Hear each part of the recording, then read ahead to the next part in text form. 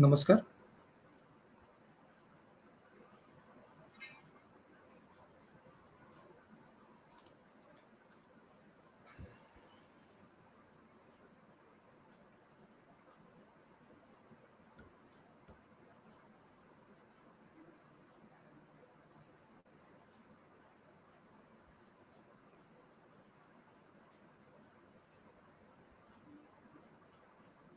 नमस्कार.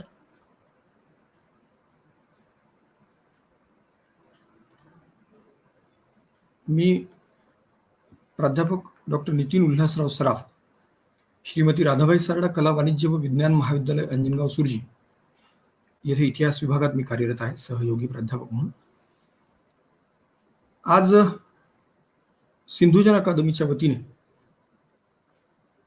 मी या ठिकाणी आपला विषय मांडण्यासाठी प्रस्तुत झालेलो आहे.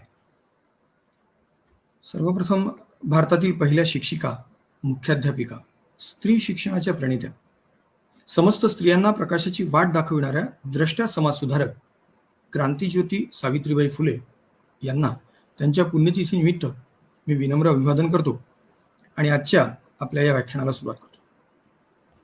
मित्रांनो, सिंधुजन अकादमीचे डॉक्टर सुजित शिंदे, तसंच ज्यांच्या टेक्निकल ॲडवाईजमुळे मी आज सुव्यवस्थितपणे जॉईन होऊ शकलो असे श्रीप्रसाद भाण, तसेच इतर सर्व मान्यवर जे सिंधुजन अकादमीसोबत जोडले गेलेले आहेत, यांनी त्यांच्या विविध विद्याशाखीय व्याख्याने या स्तुत्य उपक्रमशील अशा सदराकरिता मला 161वे व्याख्यान देण्याची संधी उपलब्ध करून दिली. त्यासाठी मी त्यांचे मनपूर्वक आभार मानतो.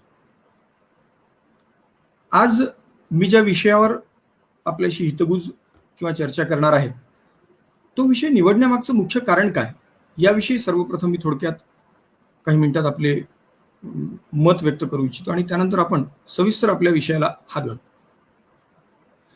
मित्रांनो, भारतीय इतिहासामध्ये जे महत्वाच्या गोष्टी दिसून आल्या त्यामध्ये सर्वप्रथम मी सांगू इच्छितो की मी जो विषय निवडला आहे तो आहे सोंडूरकर हिंदूराव घोरपडे घराणे. सोंडूरकर हिंदूराव घोरपडे घराणं याविषयी मी खरं तर आजचा माझा विषय मांडणार आहे.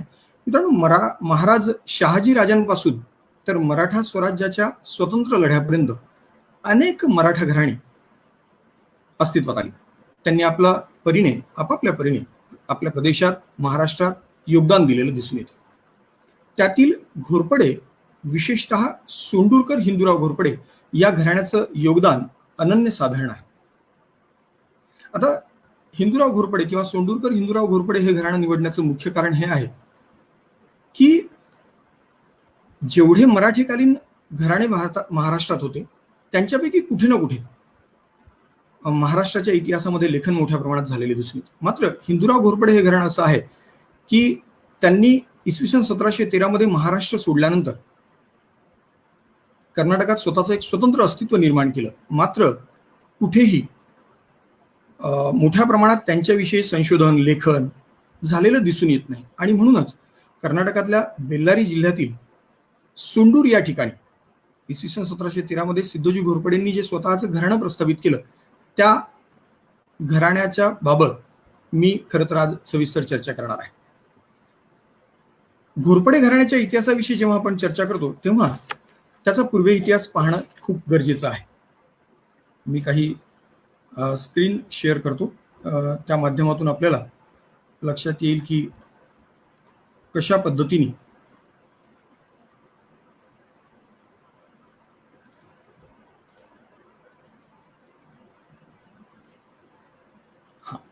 तर सर्वप्रथम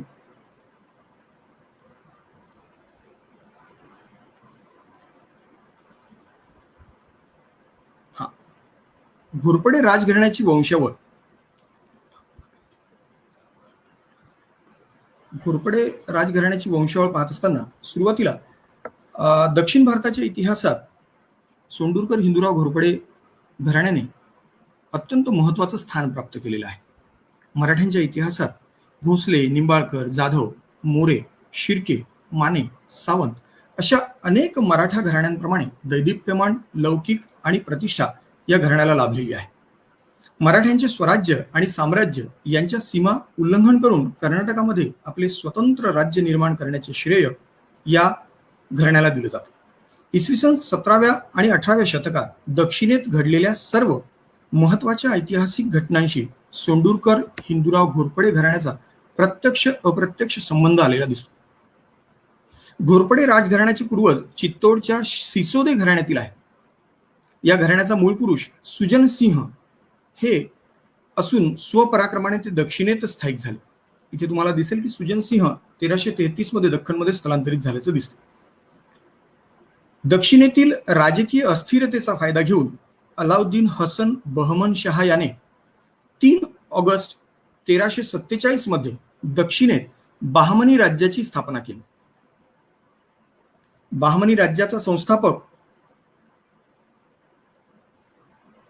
अलाउद्दीन सोबत सुजन सिंहाचे सख्य जोडले गेलेले होते. त्याने सुजन सिंहावर अनेक मुलकी जबाबदारी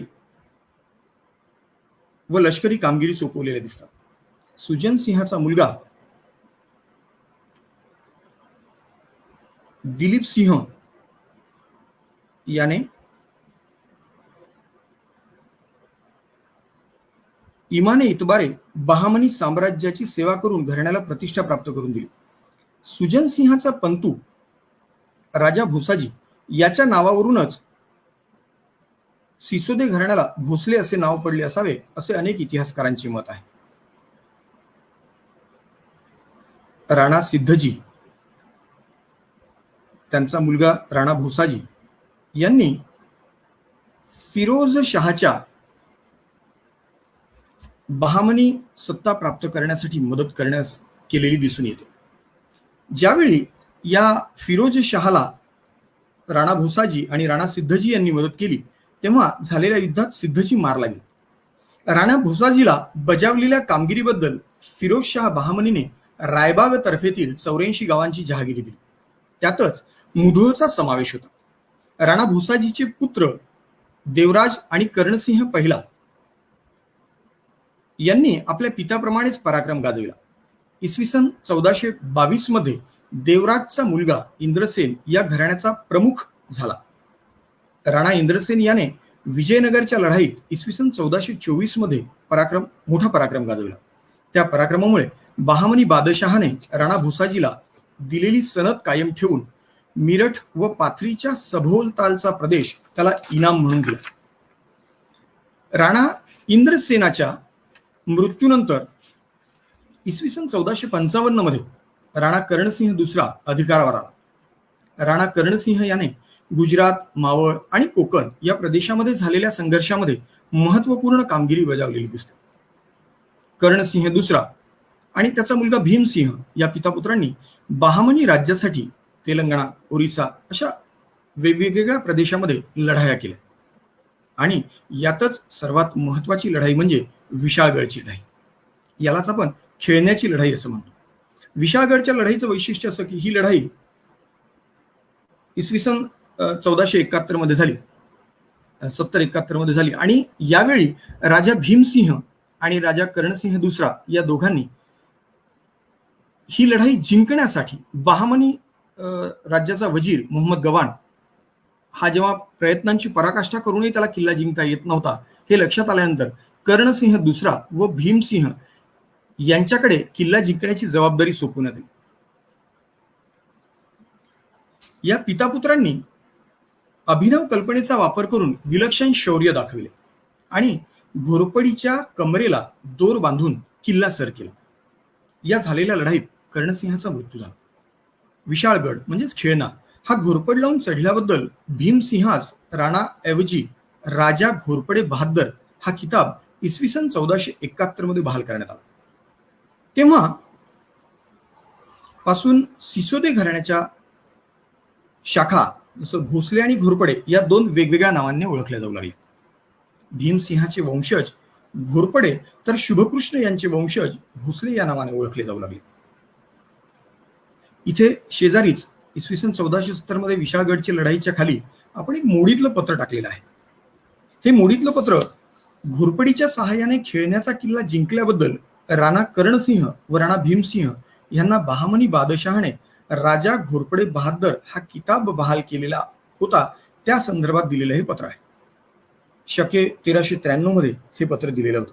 यामध्ये असं स्पष्ट उल्लेख केलेला आहे की उग्रसेनाचा मुलगा करणसिंग व त्याचा मुलगा भीमसिंग यांनी कोकणच्या मोहिमेत विलक्षण शौर्य प्रकट केले. यांनी काही घोरपडीच्या कमरेस दोर बांधून कड्यावर काही शूर लोक पाठविले.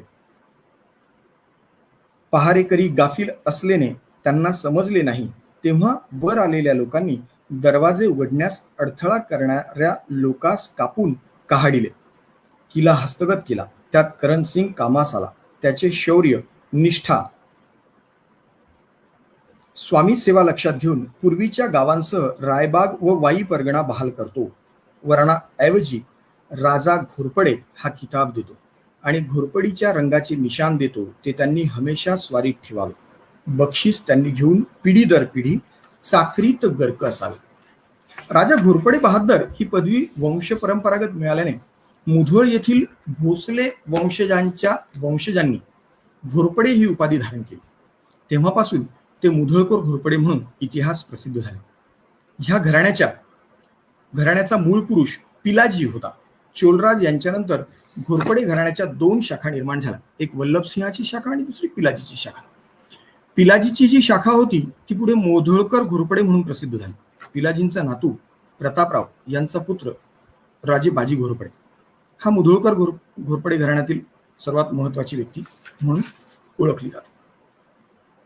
आता हे हिंदूराव घोरपडे घराणं जे आहे यांचं भौगोलिक कार्यक्षेत्र कुठून कुठपर्यंत येते हे फक्त थोडक्यात आपण समजून घेऊ. पहा, इथे 2 नकाशे आपण दिलेत, ज्यामध्ये एकातले सोंडूरकर, गुत्तीकर आणि गजेंद्रगडकर हिंदूराव घोरपडे घराण्याची ठिकाणे दर्शवणारा भारताचा नकाशा. या दक्षिण भारतामध्ये गजेंद्रगड, सोंडूर आणि गुत्ती हे 3 महत्वाची ठिकाणे या ठिकाणी आहेत. हे दुसऱ्या कर्नाटक राज्याच्या नकाशामध्ये तुमच्या सुव्यवस्थितपणे लक्षात येईल की कर्नाटक राज्यात गजेंद्रगड, सोंडूर आणि आंध्र प्रदेशच्या सीमेवर असणारा इथे गुत्तीचा किल्ला आहे. तर ह्या 3ही ठिकाणी हिंदूराव घोरपडे या घराण्याने आपलं प्रस्थ निर्माण केलं आणि त्यामुळे त्या ठिकाणानंतरच खरं तर या घराण्याला मोठ्या प्रमाणात वाव मिळाला असं आपल्याला म्हणता येईल. या घोरपडे घराण्याच्या काही शाखा आहेत आणि त्यांची काही मानचिन्ह आहेत. सुरुवातीला थोडक्यात त्याविषयी आपण असल्यामुळे आपण पाहून घेऊ. बहामनी बादशाने 1398 मध्ये ज्या 84 गावांची जहागिरी घोसाजी यांना दिली त्यात मुधोळचा समावेश होता, आपण आधीच पाहिलं.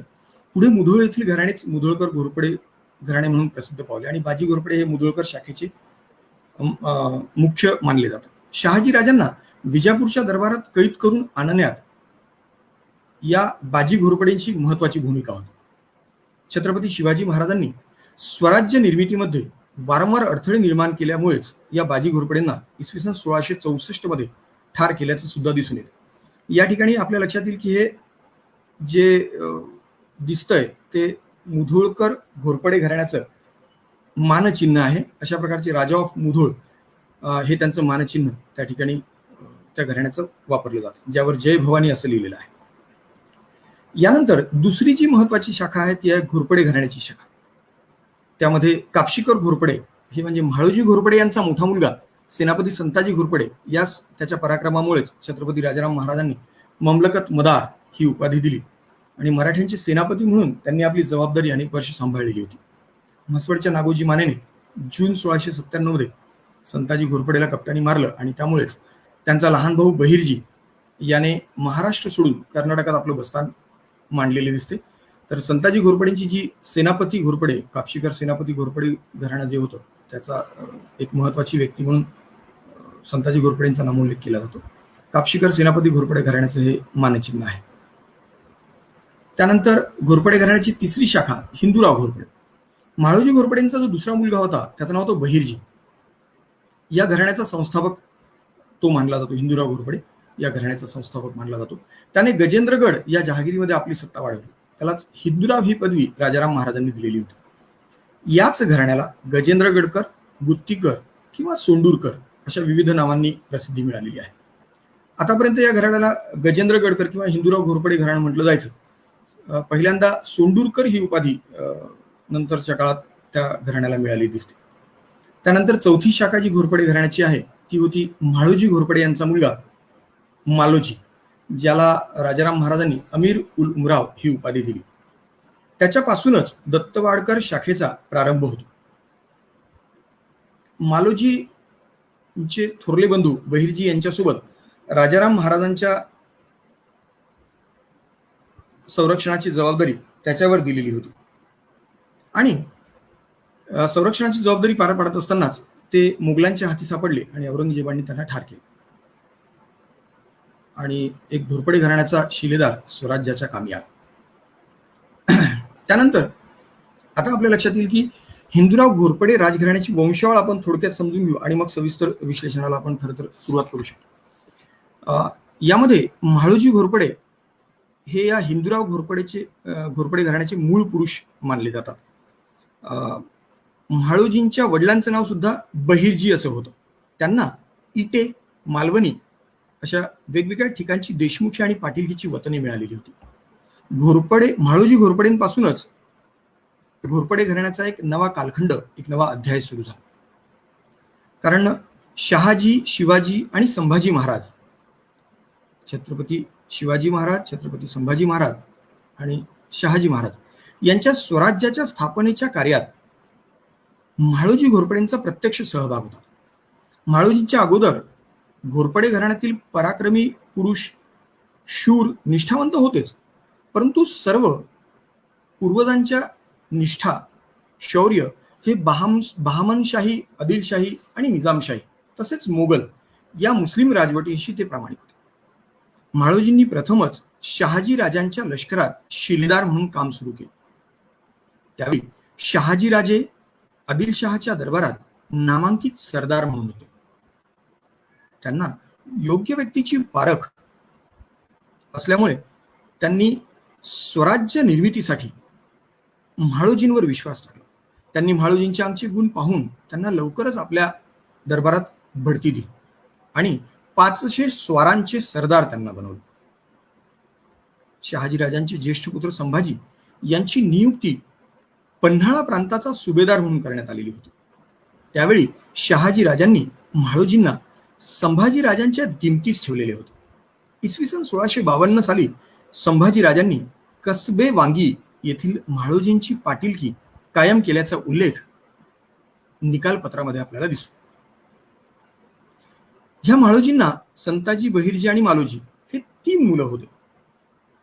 म्हाळोजी निष्ठावान व शूर सेनानी होते. त्यांनी आपल्या इमाने इतबारे केलेल्या सेवा चाकरीमुळेच शिवाजी महाराजांचा देखील विश्वास संपादन केलेला होता. ते महाराजांच्या खास विश्वासातील असावे. म्हणूनच शिवाजी महाराजांनी आपल्या कारकिर्दीच्या शेवटी संभाजी राजास पन्हाळगडावर नजर कैदेत ठेवले. त्यावेळी युवराजांवर नजर ठेवण्याचे मोठ्या जोखमीचे आणि नाजूक काम महाराजांनी म्हाळोजींवर सोपविलेले होते. महाराजांना मानसांची पारख अचूक असल्यामुळे त्यांनी म्हाळोजींच्या शौर्याचा आणि निष्ठेचा बरोबर अंदाज घेतला आणि त्यांच्यावर विविध जबाबदाऱ्या टाकल्या. संभाजी महाराजांनी स्वराज्याची सूत्रे हातात घेतल्यानंतर मुख्य सेनापतीपद हंबीरराव मोहिते यांना दिलेलं होतं. मात्र 10 डिसेंबर 1685 रोजी वाई येथे झालेल्या संघर्षात ते मारले गेल्यानंतर संभाजी महाराजांनी ते पद म्हाळोजींना दिले असाही उल्लेख आढळतो. त्यामुळेच पुढील सोंडूर येथील सर्व सत्ताधीश आजवर मराठ्यांच्या सैन्यातील सन्माननीय पद म्हणून सेनापती हा किताब आपल्या नावासमोर लावतात. संगमेश्वर येथे संभाजी महाराजांना कैद करायला आलेला शेख निजामाच्या सैन्याबरोबरील युद्धात राजांचे संरक्षण करताना म्हाळोजींना वीर मरण आले.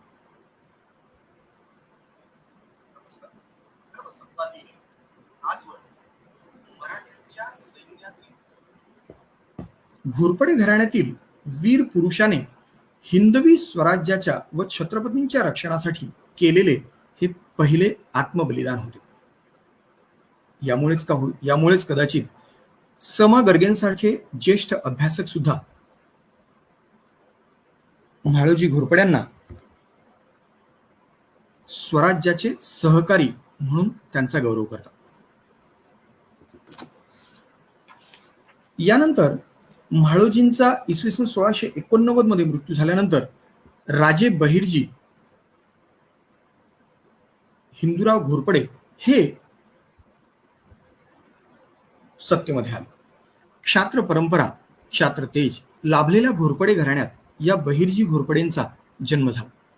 वडिलांप्रमाणेच बहिर्जींनी देखील स्वराज्य कार्यात हिरिरीने सहभाग घेतलेला दिसतो.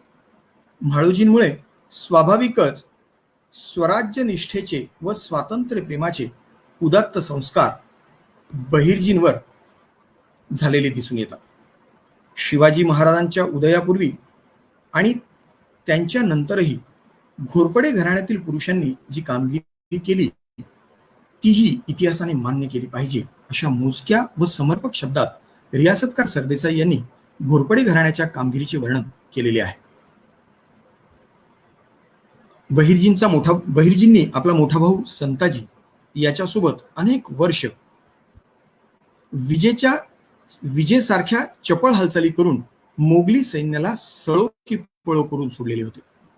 संताजी धनाजी ही जोडगोळी आपल्याला सगळ्यांना परिचितच आहे. या जोडगोळीला मदत करणारे बहिर्जी सुद्धा स्वराज्यातील एक महत्वाचे शिलेदार म्हणून ओळखले जात होते. बहिर्जींनी स्वराज्यावरील मोगलांचे अत्याचारी संकट दूर करण्यासाठी 17 वर्ष अविरत लढा दिला. या त्यांच्या असामान्य कामगिरीचा प्रारंभ झाला तो औरंगजेबाच्या छावणीवर हल्ला करण्यापासून. छत्रपती संभाजीराजांच्या क्रूर हत्येनंतर राज्यात औरंगजेब धुमाकूळ घालण्यासाठी निघालेला होता. अशावेळी बहिर्जी व संताजी या घोरपडे बंधूंनी राजाराम महाराजांच्या संरक्षणाची जबाबदारी घेतली आणि रायगडावरून त्यांना पन्हाळा गडावर पोहोचवले. त्यावेळी औरंगजेब बादशहाची छावणी तुळापूर येथे होती. अशावेळी औरंगजेबा बादशहाच्या खूप मोठ्या प्रदेशात पसरलेल्या छावणीवर हल्ला करण्यासाठी 2000 निवडक स्वारांना स्वबोध घेऊन संताजी, बहिर्जी आणि मालोजी हे तिघेही घोरपडे बंधू पन्हाळ्याहून तुळापुराकडे निघाले. औरंगजेब बादशहाच्या छावणीवर हल्ला करून मध्यरात्रीच त्याच्या तंबूचे सोन्याचे कळस कापून घेतले. सर्वत्र हल्लकल्लोळ माजला. तुळापूरमध्ये असलेल्या औरंगजेब बादशहाच्या छावणीच्या वरील तंबूचे सोन्याचे कळस कापून घेतले हे लक्षात आल्यानंतर सर्व सैनिकांमध्ये भीतीचे वातावरण तयार झाले. अशावेळी रायगडाला वेढा देऊन बसलेल्या खानाच्या फौजेवर सुद्धा या बंधूंनी हल्ला चढवला. त्यांची हत्ती, त्याचं इतर बरंचसं सामान घेऊन हे घोरपडे बंधू अत्यंत वेगाने पन्हाळ्यास पोहोचले. त्यांचा हा वेग विजेपेक्षाही अधिक होता असं इतिहासकार म्हणतात. तुळापूरची मोहीम यशस्वी करून घोरपडे बंधूंनी मराठी लष्करातील आत्मविश्वास वाढवला आणि पुढील काळात स्वराज्य सुरक्षित राहील याविषयी विश्वास निर्माण केला. त्यांच्या या कामगिरीबद्दल राजाराम महाराजांनी बहिर्जी घोरपडेंना हिंदूराव हा मानाचा किताब दिलेला दिसून येतो. त्यांच्या या कामगिरीमुळेच राजे बहिर्जी हिंदूराव घोरपडे असा उल्लेख नंतरच्या अनेक कागदपत्रांमध्ये पाहायला मिळतो, ज्यामध्ये ताराबाईकालीन कागदपत्रांमध्ये अप्पासाहेब पवारांनी संपादित केलेला जे ग्रंथ आहे ताराबाईकालीन कागदपत्रे, यामध्ये अनेक ठिकाणी राजे बहिर्जी हिंदूराव घोरपडे असा नामोल्लेख केलेला आपल्याला दिसून येतो. पन्हाळा ते जिंजी हा प्रवास राजाराम महाराजांच्या आयुष्यातला अत्यंत महत्वाचा प्रवास मानला जातो.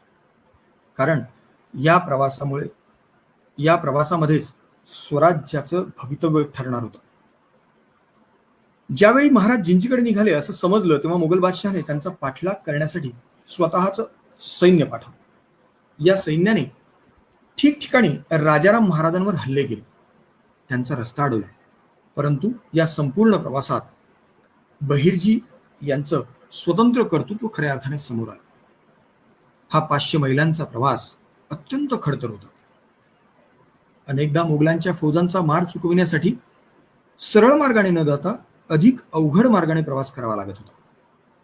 ऊन, वारा, पाऊस या कशाचीही तमा न बाळगता हा प्रवास करावा लागला.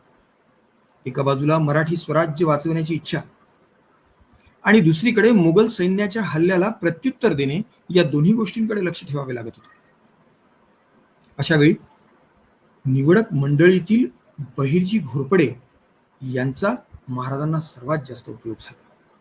त्यावेळी महाराजांचे संरक्षण बहिर्जींनी आपला जीव धोक्यात घालून केले नसते तर मराठी राज्याचा हा सर्व ग्रंथ झिंजीच्या वाटेवरच अटकला असता. तुंगभद्रा नदीचे खोरे राजे बहिर्जी घोरपडे यांना चांगलेच परिचित होते, कारण याच परिसरात त्यांची गजेंद्रगडची जहागिरी होती.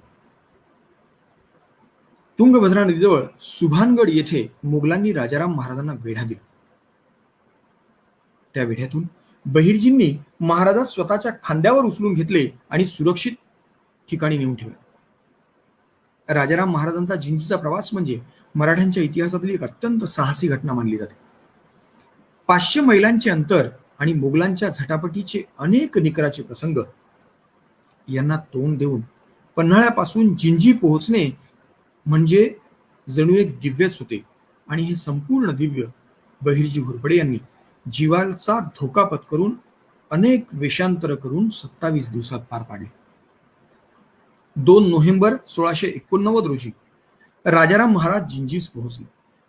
या संपूर्ण प्रवासामध्ये बहिर्जींनी राजाराम महाराजांचा मित्र, मंत्री, सैनिक, सेनाधिकारी अशा सर्व भूमिका पार पाडल्या. म्हणूनच बहिर्जी घोरपडे यांना स्वराज्याचा संरक्षक म्हणून उल्लेख केलेला दिसतो. मासिरी आलमगिरी या फारसी ग्रंथातही राजे बहिर्जी यांनी छत्रपतींना कसे सुरक्षित ठेवले याची माहिती लिहिलेली दिसते. बहिर्जींमध्ये असामान्य शौर्य, निस्सीम स्वराज्य प्रेम आणि कल्पकता हे गुण होते. केशव पंडित यांनी लिहिलेल्या राजाराम चरितम या प्रवास वर्णनात सुद्धा बहिर्जींचा गौरवपर उल्लेख केल्याचं दिसून येतं. मराठी राज्याच्या संरक्षणासाठी बहिर्जी घोरपडेंची ही कामगिरी अत्यंत महत्वाची मानली जाते. हे सर्व सुरळीत सुरू असतानाच अचानक कुठेतरी त्यांच्या संपूर्ण कामगिरीला कलाटणी मिळाली आणि त्यासाठी कारणीभूत ठरलं सेनापती संताजी घोरपडे यांची हत्या. मराठ्यांच्या अंतर्गत हेवे दावामुळे संताजी घोरपडे यांच्या विरुद्ध राजाराम महाराजांना भडकवण्याचे काम काही मराठी सरदार करीत होते.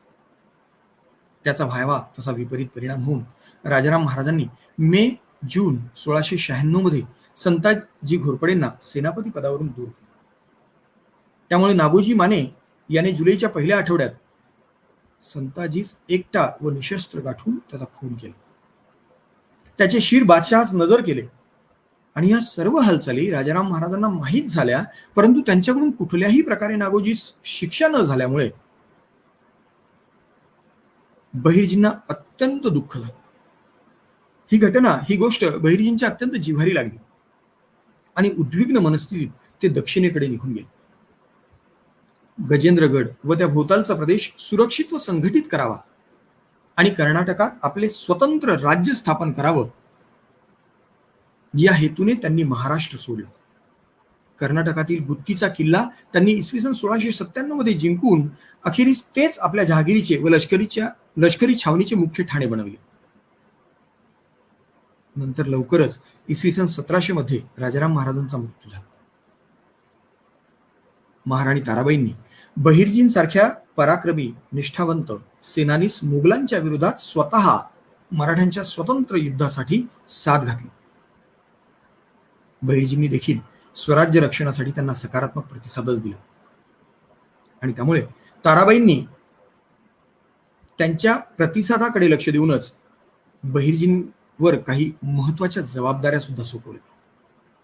या जबाबदाऱ्यांमध्ये पोर्तुगीजांशी वाटाघाटी करण्याची जबाबदारी ही सर्वात महत्वाची होती, कारण गोव्याच्या पोर्तुगीजांनी मराठ्यांच्या स्वराज्यामध्ये निर्माण झालेल्या अस्थिरतेचा फायदा घेण्यासाठी मोठ्या प्रमाणात हालचाली सुरू केलेल्या होत्या आणि या हालचाली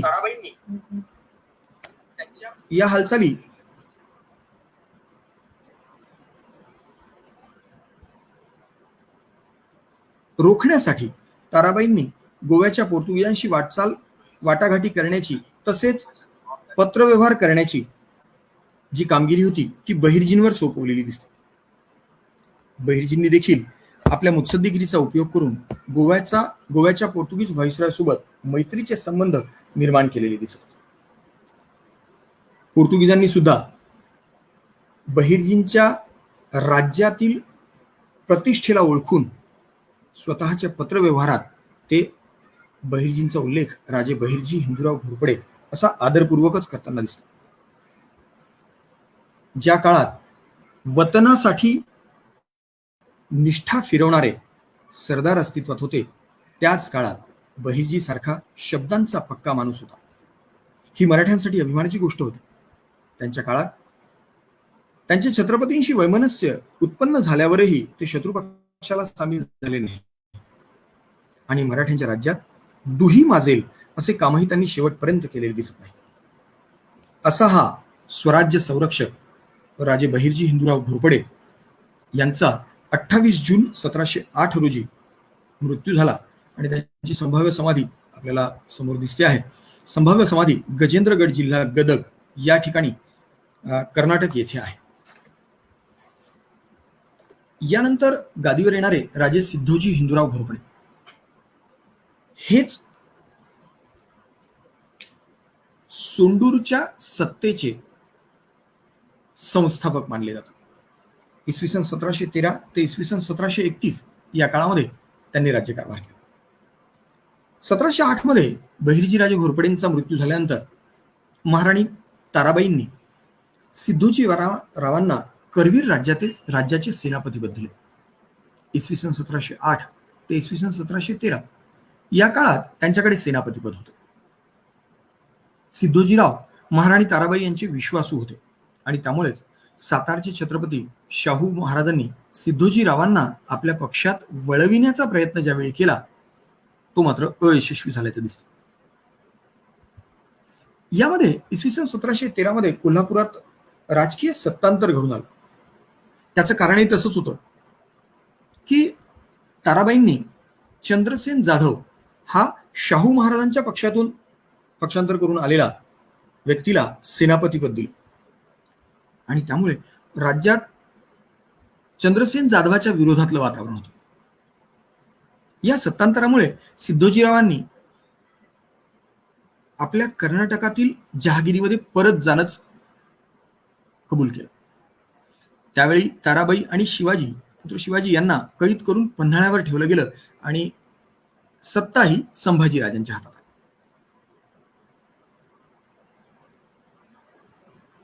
आता सोंडूर हा शब्दप्रयोग बऱ्याच वेळा येतोय. तर थोडक्यात सोंडूर ठिकाण कसं, कुठे, कधी निर्माण झालं? भूगर्भशास्त्राच्या दृष्टीने सोंडूर हा पृथ्वीवरच्या आवरणाचा फार पुरातन थर आहे असं म्हटलं जातं. त्याच्या भोवतीच्या संरक्षक टेकड्यांमुळे सोंडूरला शांतता व सुरक्षिततेचं कोंदण लाभलेलं आहे. कानडीत सांडू म्हणजे खिंड किंवा खिंडार आणि उरू म्हणजे वस्ती. म्हणजे सोंडूर या शब्दाचा अर्थ टेकड्यांमध्ये वसलेलं गाव जिथे फक्त खिंडीतून जाता येते. हे ठिकाण कर्नाटकातील बेल्लारी जिल्ह्यातील तालुक्याचं ठिकाण आहे. अशा परिसरावर इसवी सन 1714 मध्ये सिद्धोजी घोरपडे यांनी कर्नाटकातील पाळेगारांचा पराभव करून त्या ठिकाणी आपली सत्ता प्रस्थापित केली आणि म्हणून त्यांना सोंडूरकर घराण्याचा संस्थापक मानले जाते. सिद्धोजीरावांनी जरी करवीरचे सेनापतीपद सोडलं असलं तरी त्यांचे कोल्हापूरचे छत्रपती संभाजी राजांसोबत संबंध अत्यंत जिव्हाळ्याचे आणि सलोख्याचे होते. त्यामुळेच इसवी सन 1716च्या ऑगस्ट महिन्यात कोल्हापूर छत्रपती संभाजीराजे यांनी सिद्धोजीरावांना करवीर निवासिनी महालक्ष्मी देवीची पुनर्स्थापना करण्यासाठी पाचारण केलं होतं. यावरून सिद्धोजीरावांचे व छत्रपती घराण्याचे संबंध किती स्नेहाचे होते हे सिद्ध होते. श्री करवीर क्षेत्र हे महालक्ष्मीचे अनादी काळापासून वास्तव्य स्थान आहे. परंतु मुसलमानी आमदानीमध्ये धामधुमीच्या काळात मंदिर भ्रष्ट होऊ नये, मूर्तीची मोडतोड होऊ नये म्हणून पूर्वीचे देवालय सोडून देवीची मूर्ती एका पुजाऱ्याच्या घरी ठेवण्यात आलेली होती. अशा वेळी देवीने त्या पुजाऱ्याला स्वप्नात येऊन साक्षात्कार दिला आणि महालक्ष्मीची पुनर्स्थापना मूळ ठिकाणी करण्यात यावी, म्हणजे मंदिरात करण्यात यावी अशी इच्छा व्यक्त केली होती. त्यावेळी पुजाऱ्याने ही गोष्ट छत्रपतींना सांगितली आणि मूर्तीची स्थापना करण्याविषयी हिंदूराव घोरपडे यांना छत्रपतींनी सांगितले आणि त्यानुसार 27 मार्च 1715 या दिवशी महालक्ष्मीची स्थापना पूर्वस्थळी सिद्धोजीराव हिंदूराव घोरपडे यांच्या हस्ते देवालयात करण्यात आली. ही घटना कोल्हापूरच्या आणि सोंडूरकर हिंदूराव घोरपडे घराण्याच्या इतिहासात अत्यंत महत्वाचे व अभिमानास्पद मानले जाते. याच मंदिराच्या पूजेचे प्रधानपद देखील वेदशास्त्र संपन्न नरहरी सावगावकर यांना सिद्धोजीरावांनी स्वतः बहाल केले. पूजा अर्चेसाठी कसबा सावगावची चौथाई त्यास नेमून दिली आणि कोणीही दिलेल्या इनामाला उपसर्ग देऊ नये अशी ताकीद सुद्धा संबंधित अधिकाऱ्यांनी त्यांनी दिलेली असते. संभाजीराजांनी सिद्धोजीरावांना चिकोडीचे नाडगोंडकीचे वतन वंश परंपरागत दिलेले होते. तसेच नाशिक आणि नगर जिल्ह्यातील काही गावांची सरदेशमुख सुद्धा त्यांच्या नावे केलेली होती. वराडातील वाशिम, मेहकर, माहूर, तर नाशिक नगरकडील त्र्यंबकेश्वर, संगमनेर, पुणतांबे, दिंडोरी, सिन्नर, चांदवड अशा 37 गावांच्या सनदा त्यांच्या नावे केल्याची पत्रे आजही सापडतात. याच वेळी कापशीकर घोरपडे घराण्याचे पालकत्व सिद्धोजीरावांनी उचललं. कारण कापशीकर घोरपडे घराण्याचे पिराजी घोरपडे यांचा मृत्यू झाला आणि ते निपुत्रिक असल्यामुळे नंतरच्या काळात त्यांचं पालकत्व आपोआपच सिद्धोजीराजांकडे आलं. यातून त्यांच्या कुटुंबवत्सल व्यक्तिमत्व सुद्धा स्पष्ट होतं. सिद्धोजीरावांनी आपल्या संपूर्ण कारकिर्दीत स्वतःचा असा दरारा दक्षिणेत निर्माण केलेला होता. त्यांनी आपली कर्नाटकातील सत्ता बळकट तर केलीच, तर त्यांनी आपल्या मडकसिऱ्याच्या किल्ल्यात मोठी दगडी बावडी सुद्धा बांधली. त्यामुळे किल्ल्यात मुबलक पाणी पुरवठा होत होता. आजही हिंदूरावची विहीर म्हणून ओळखली जाते आणि तिथेच सिद्धोजीरावांवर अंतिम संस्कार सुद्धा त्याच ठिकाणी केल्याचं दिसून येतं.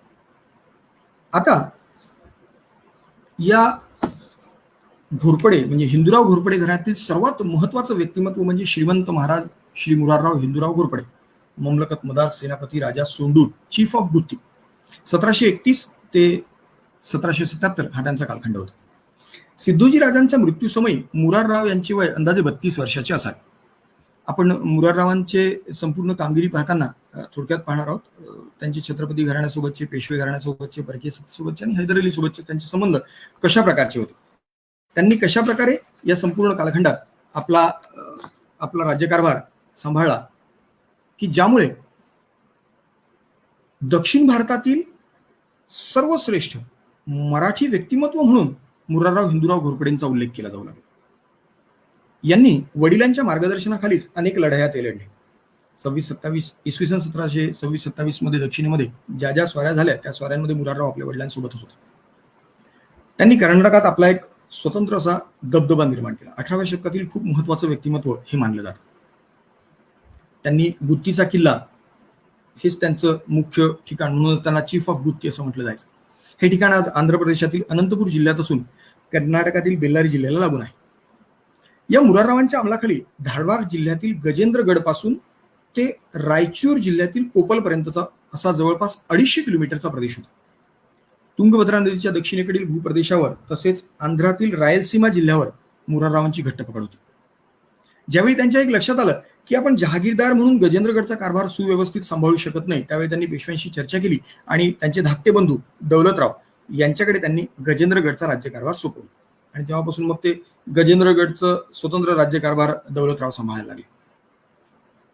मराठ्यांच्या कोल्हापूर आणि सातारा या 2 गाद्यांमध्ये ज्या काही कुरबुरी आणि कट कारस्थानं चालायची त्यात पडण्यापेक्षा आपली ताकद वाढवण्यावर मुराररावांनी अधिक भर दिला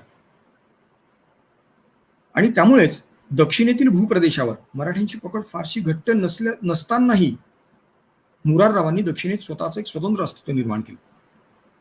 संपूर्ण दक्षिणेत मराठ्यांची सत्ता बळकट करण्यासाठी छत्रपतींना आणि पेशव्यांना एका वेळी मदत करण्याचं कार्य मुरारराव करत होते. भारताच्या इतिहासातील 18वे शतक हे बऱ्याच इतिहासकारांनी मराठ्यांच्या इतिहासाचे शतक असल्याचं नमूद केले आहे. याच शतकात उत्तर व दक्षिण भारतात मराठ्यांनी आपल्या पराक्रमाच्या जोरावर आपला दबदबा निर्माण केला आणि आपले सामर्थ्यशाली राज्य स्थापन केले. याच शतकात भारतामध्ये अनेक ठिकाणची नवाब, मुघल, निजाम, हैदर अली अशा काही प्रमुख सत्ता होत्या. यांच्या एकमेकांमधील संघर्षाचा फायदा मोठ्या प्रमाणात परकीय सत्तांनी घेतलेला दिसतो आणि यामध्ये इंग्रज आणि फ्रेंच हे सर्वात प्रामुख्याने होते. ज्यावेळी या सत्ता मुराररावांच्या तसेच मराठ्यांच्या हिताच्या आड येत होत्या त्यावेळी मुरारराव आपल्या अजोड पराक्रमाने त्यांना उत्तर देत होते. मुराररावांच्या पराक्रमाविषयी अनेक परकीय इतिहासकारांनी गौरवोद्गार काढलेले आहेत. इंग्रज इतिहासकार आर्म्स हा असं म्हणतो, मुराररावांच्या लष्करी जाणीवेविषयी फार समर्पक लिहितो. तो म्हणतो की मुरारराव फार थोड्या काळात आपल्या शेजारच्यांच्या प्रशंसेचा आणि आदराचा विषय बनले होते. त्यांचे लष्करी साहस, पराक्रम केवळ त्यांच्या देशबांधवांनाच नव्हे तर इतरांनाही मान्य करावे लागेल असं त्यांचं पराक्रम होतं. ते आपल्या लष्करी अधिकाऱ्यांची ज्या पद्धतीने निवड करीत असत त्यावरून त्यांची योग्यता लक्षात. त्यांच्या सैन्यातील 100 घोडेस्वारांवरील प्रमुख देखील सर्व लष्कराचे प्रमुखत्व करू शकेल एवढ्या पात्रतेचा असायचा. प्रत्येक जण आपल्या पदासंबंधी समाधानी असायचा. ते सर्वजण एकमेकांशी सुसूत्रपणे वागत असत आणि सर्वजण आपल्या प्रमुखांच्या आज्ञेत राहत असत. कर्नाटकातील फ्रेंच अधिकाऱ्यांनी मुराररावांच्या सहकार्याच्या बदल्यात त्यांना कर्नाटकातील दरमहा 1.5 लाख रुपये देण्याचं कबूल केलं. बिप्ले मुराररावांसाठी होसपेट, कोलार आणि पेनुकोंडा हे किल्ले सुद्धा आणि त्याच्या जवळपासचा परिसर जहागीर म्हणून देण्यास तयार होतो. इसवी सन 1752 मध्ये फ्रेंच आणि मुराररावांमध्ये जो करार झाला त्या करारामुळे फ्रेंचांनी मुराररावांचा कर्नाटकातील चौथाई घेण्याचा हक्क मान्य केला. यावरून मुरारराव कर्नाटक प्रांतातील सामर्थ्यशाली व्यक्तिमत्व होते हे पुन्हा एकदा सिद्ध होते.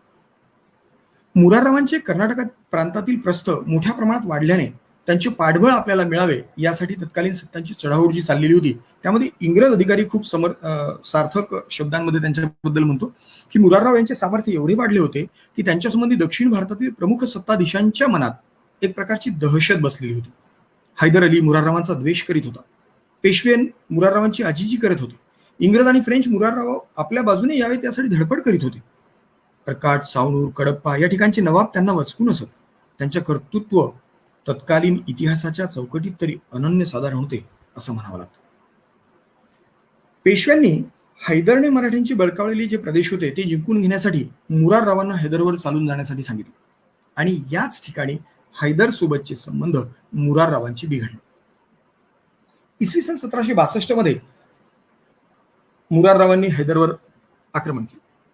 आता हैदरला संपूर्ण कर्नाटकात आपली सत्ता असावी असं वाटत होतं. मात्र मुरारराव व मराठ्यांच्या सैन्यासमोर समोरासमोरील युद्धामध्ये त्याचा पराभव झाला. त्याचं खूप नुकसान झालं आणि यामुळे तो मुराररावांचा हाडवरी बनला. पानिपतच्या ऐतिहासिक पराभवानंतर त्याने दक्षिणेत मुराररावांना त्रास देण्यास सुरुवात केली. गुत्तीच्या सुप्रसिद्ध व ऐतिहासिक डोंगरी किल्ल्यावर मुराररावांचे वास्तव्य आहे हे लक्षात आल्यानंतर हैदरने डायरेक्ट किल्ल्यावरच हल्ले सुरू केले. मात्र किल्ल्यावरून तोफांचा प्रचंड भडीमार करून मुराररावांनी त्याला माघार घ्यायला भाग पाडलं.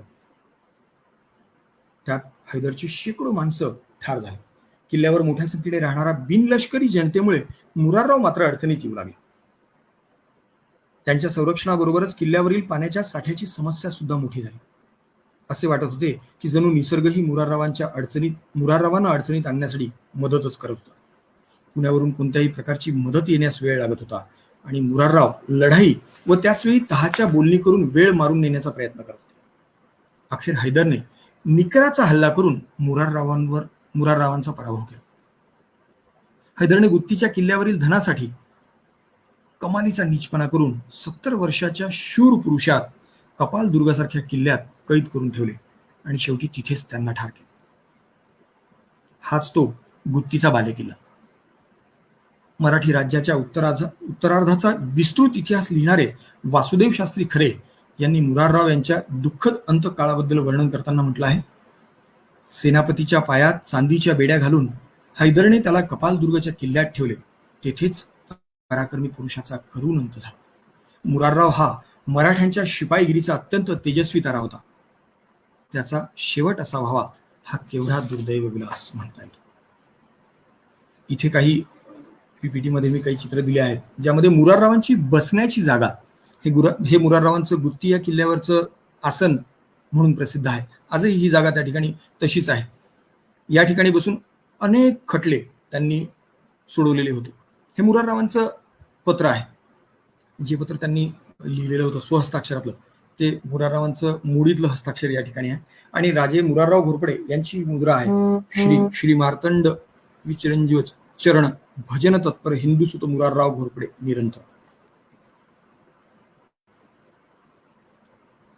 आता मधला जो काळ इसवी सन 1777 पासून तर 1927 पर्यंतचा जो या सोंडूरच्या घोरपडे घराण्याचा गेला त्या काळात अनेक राज्यकर्ते येऊन गेले. मी जाणीवपूर्वक तो कालखंड जो आहे तो ब्रिटिशांच्या आधिपत्याखाली होता. मोठ्या प्रमाणात सोंडूर संस्थांचा राज्यकारभार सुरळीत चाललेला होता आणि 20 जून 1928 रोजी यशवंतराव घोरपडे सोंडूरच्या गादीवर विराजमान झाले.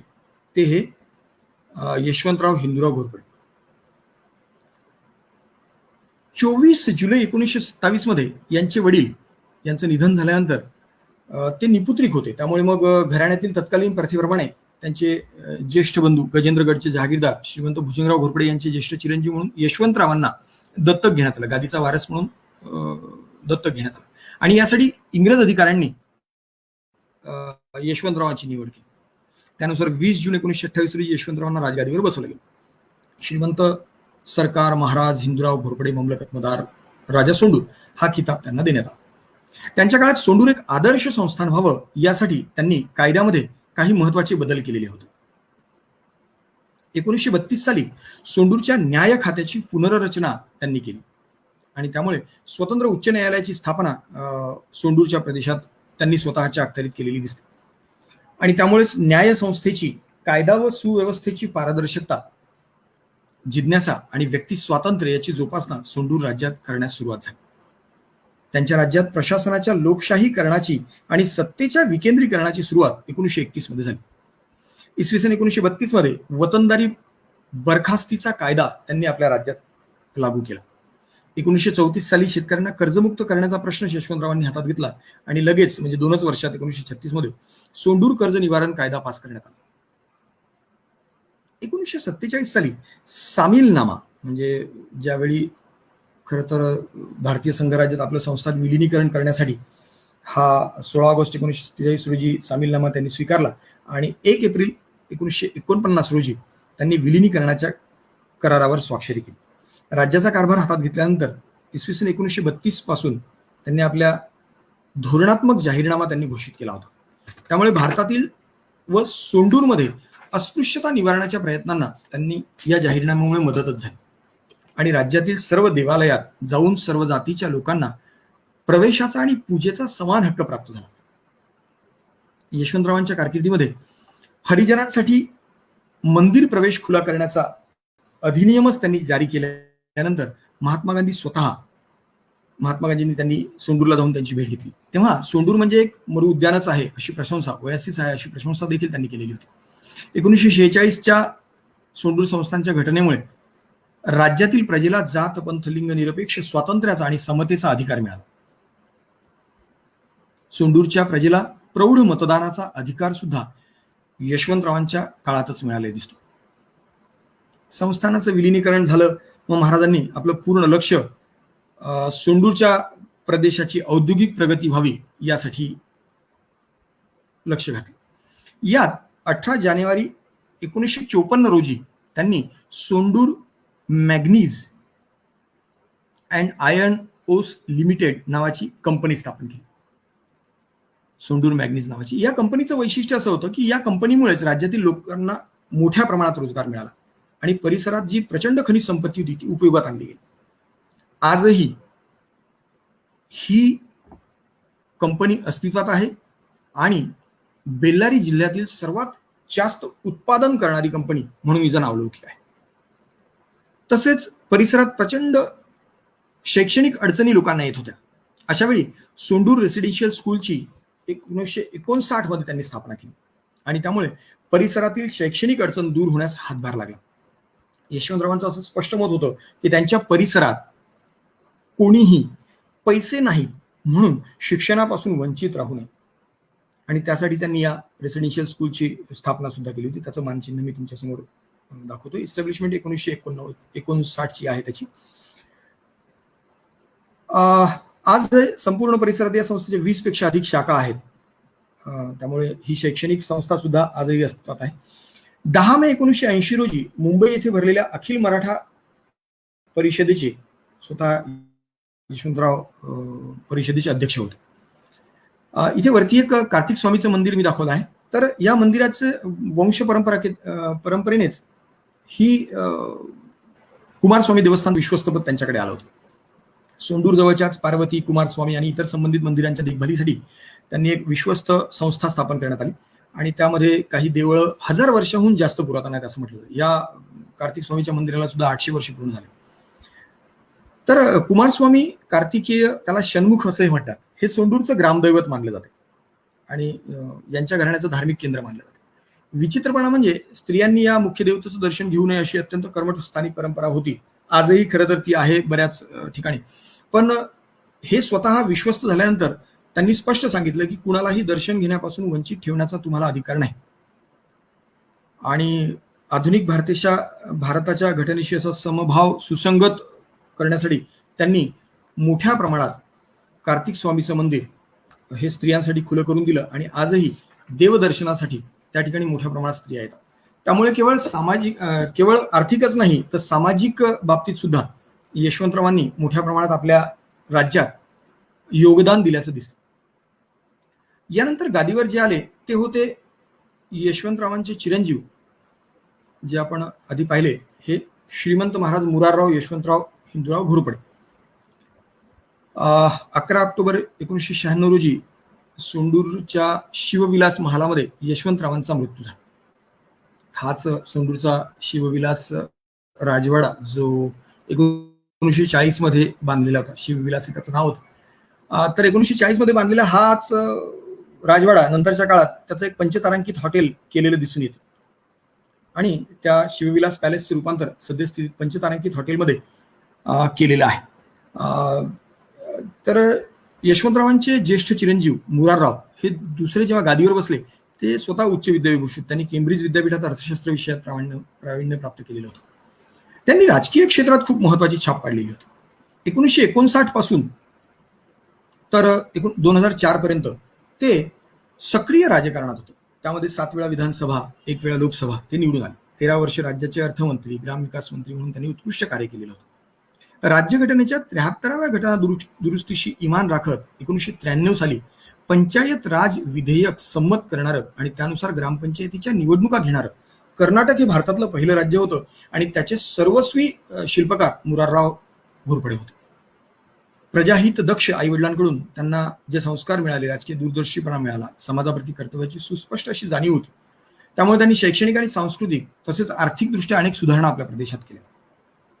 आंतरराष्ट्रीय बालिका वर्षानिमित्त होसपेट या ठिकाणी त्यांनी भगिनी संस्था नावाने मुलींसाठी निवासी शाळा सुद्धा सुरू केली. त्याचबरोबर आरोग्य केंद्राची स्थापना केली आणि या आरोग्य केंद्राद्वारे आजही डोळे तपासणी, नेत्रशल्य चिकित्सा निशुल्क त्याचं आयोजन केलं जातं. सर्वात महत्वाचं म्हणजे परिसरातील पारंपरिक कौशल्यांना वाव मिळवून देण्यासाठी त्यांनी सोंडूर येथे कुशल कला केंद्राची निर्मिती केली. या कुशल कला केंद्राचं वैशिष्ट्य असं आहे की त्या परिसरात असणाऱ्या बंजारा समाजातील भरतकाम आणि हे भरतकामाच्या आधारावरच खूप मोठ्या प्रमाणात हे कुशल केंद्र विस्तारलेलं आहे आणि त्या ठिकाणी वस्तूंची निर्मिती केली जाते. त्यातीलच एक लमानी कारागीर शांतीबाई, ज्यांना 12 डिसेंबर 2003 रोजी पारंपरिक बंजारा भरतकामातील कामगिरीबद्दल राष्ट्रपती अब्दुल कलाम यांच्या हस्ते राष्ट्रीय पारितोषिक मिळालेलं दिसते.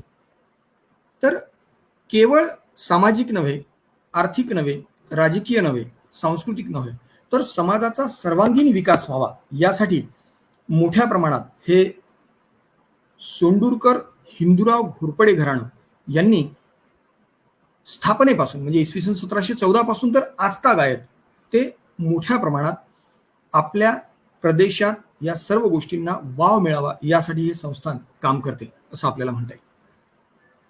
आज मी तिला या मुरारराव घोरपडेंचे ज्येष्ठ चिरंजीव श्रीमंत अजयसिंह हिंदूराव घोरपडे विराजमान आहेत आणि ते वन्यजीव छायाचित्रकार म्हणून जगप्रसिद्ध आहेत.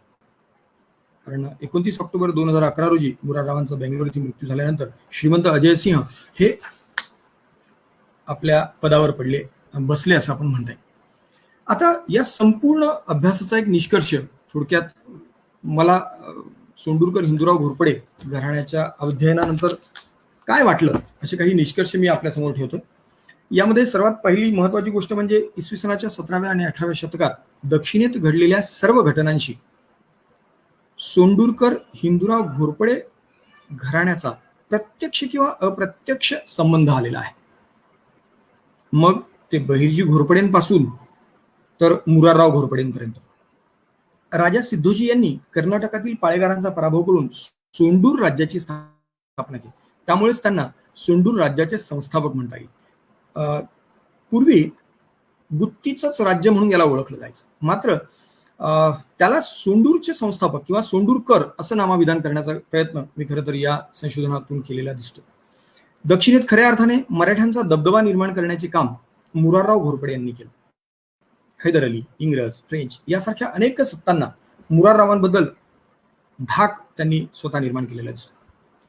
पेशव्यांच्या दक्षिणेतील सर्वात भरवशाचे सत्ताधीश म्हणून मुराररावांचा उल्लेख करावा लागतो. 1949 मध्ये सोंडूर राज्याच्या विलिनीकरणावर श्रीमंत यशवंतराव हिंदूराव घोरपडे यांनी स्वाक्षरी केली आणि लोकशाहीच्या बळकटीकरणात महत्वाची भूमिका बजावलेली दिसून येते. आणि सर्वात महत्वाचं वैशिष्ट्य जर या घराण्याचं कोणतं म्हणता येत असेल तर या घराण्याचा मूळ पुरुष सुजन सिंहापासून तर आजतागायत झालेल्या सर्व वंशजांनी आपापल्या कारकिर्दीत उत्तम कामगिरी बजावलेली दिसून येते. एवढंच नव्हे तर अनेकांचे छत्रपतींशी वैमनस्य निर्माण झाल्यानंतरही ते शत्रू पक्षाला कधीही सामील झाले नाही आणि मराठ्यांच्या राज्यात दुही निर्माण होईल असं कोणतंही वर्तन त्यांनी केलेलं नाही.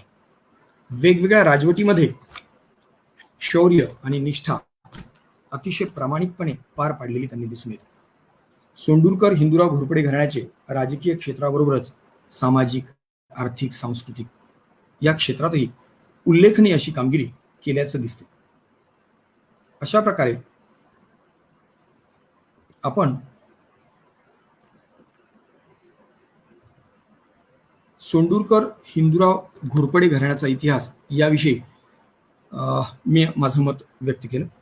खरं तर सिंधुजन अकादमीचे डॉक्टर सुजित शिंदे आणि त्यांची पूर्ण टीम यांच्या सहकार्यामुळे हे सहज शक्य झालं. तर मी त्यांचे मनपूर्वक आभार मानतो आणि आपली सर्वांची रजा घेतो. धन्यवाद.